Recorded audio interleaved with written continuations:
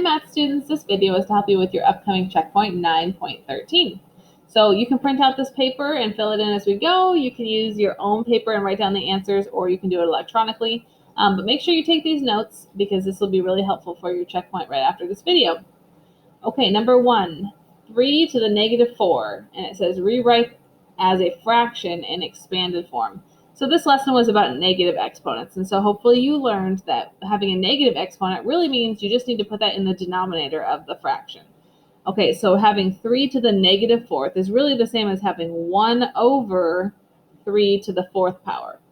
So that's the first step, is knowing that you're just going to put it in the denominator of a fraction, and since we need something in the numerator, we put a 1.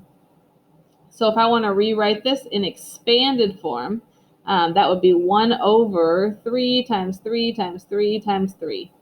So this would be the expanded form right there.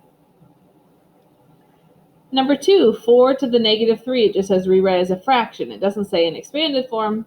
So I need to put this, since it's a negative exponent, that really belongs in the denominator of the fraction.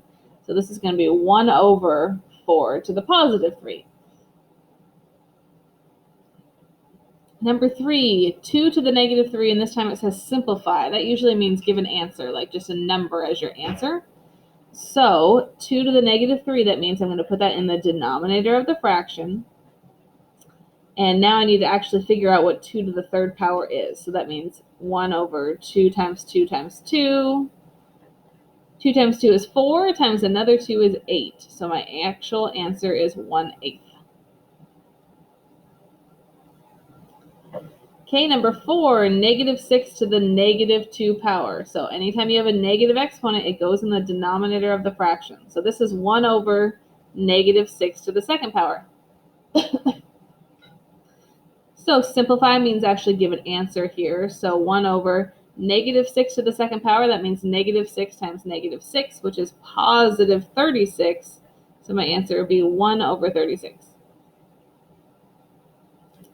Number 5, I have 4/5 to the negative 3.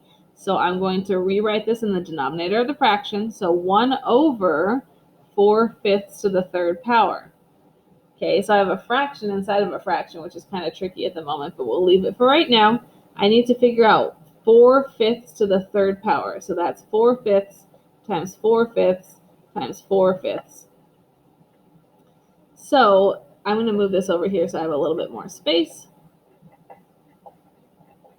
So I can do the first multiplication here, 4/5 times 4/5. I'm going to multiply the numerators, which is 16, multiply the denominators is 25.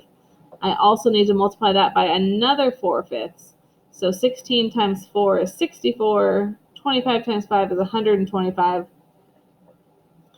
So what I have is 1 over 64 over 125. So that looks really confusing, and you shouldn't leave it like that. So remember, the fraction bar is another way of showing division.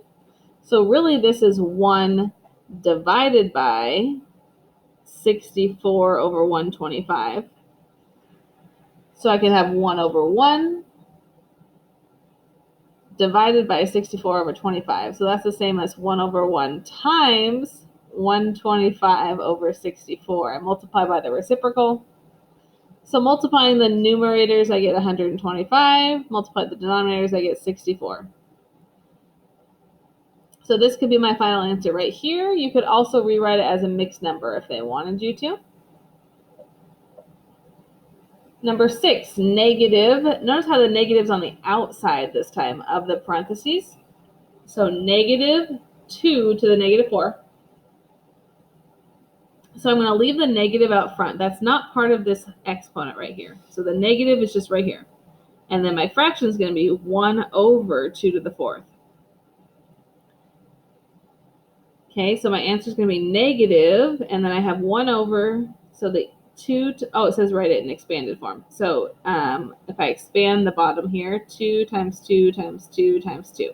But what's important is that that negative is out front. It's not part of the denominator. It's not part of the 2 to the 4th.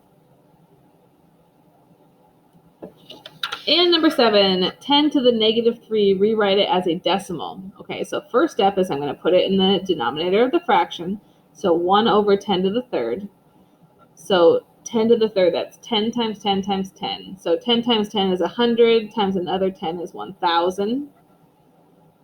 So 1 over 1,000 as a decimal looks like this. Oops, not like that. I need another 0. 1/1000th. And if you're not sure about that, you could do it in your calculator. Do 1 divided by 1,000 and you will get this decimal. So if you feel good about these problems, go ahead and do your checkpoint now. If you still need more help, reach out to me and I can help you some more before you take your checkpoint.